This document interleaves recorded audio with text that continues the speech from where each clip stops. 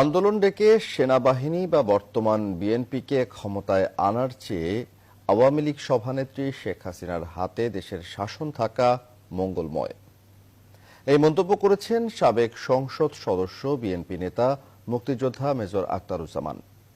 নিজের দল বিএনপির মূল্যায়নে বলছেন, দুইবার ক্ষমতায় গিয়ে তাদের নেতারাও দুর্নীতিগ্রস্ত, যে কারণে সরকারের দুর্নীতির প্রতিবাদে মাঠে নামার নৈতিক শক্তি নেই।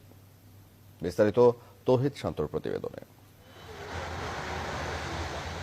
বিএনপির দলীয় মনোনয়ন নিয়ে ধানের শীষ প্রতীকে পঞ্চম এবং সপ্তম দুই মেয়াদে জাতীয় সংসদের সদস্য নির্বাচিত হয়েছেন। শীর্ষ নেতাদের বিভিন্ন সিদ্ধান্তর প্রকাশ্য মতপার্থক্য তুলে ধরে দলের ভেতরেই বিভিন্ন সময় আলোচনার সৃষ্টিও করেছেন অবসরপ্রাপ্ত মেজর আখতারুজ্জামান। আমি জনগণকে নতুন কি প্রত্যাশা দেখাবো? আমাকে তো দুইবার দেখছে। এই মুহূর্তে দেশের সংকট সমাধানে শেখ হাসিনার প্রধানমন্ত্রিত্ব সঠিক বলে মনে করেন বিএনপির এই নেতা।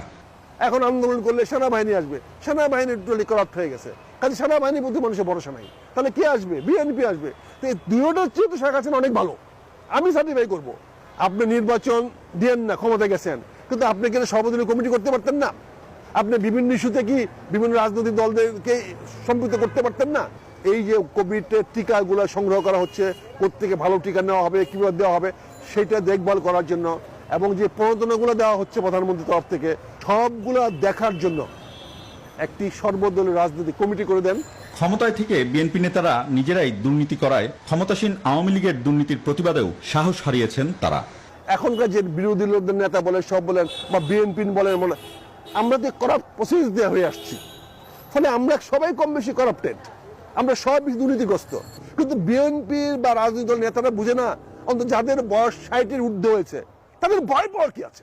রাজনৈতিক দল করলে সাহস করে কথা বল, আর যে কথা বলতে না পারো, লিভ পলিটিক্স, রাজনীতি ছেড়ে চলে যাও বাড়িতে।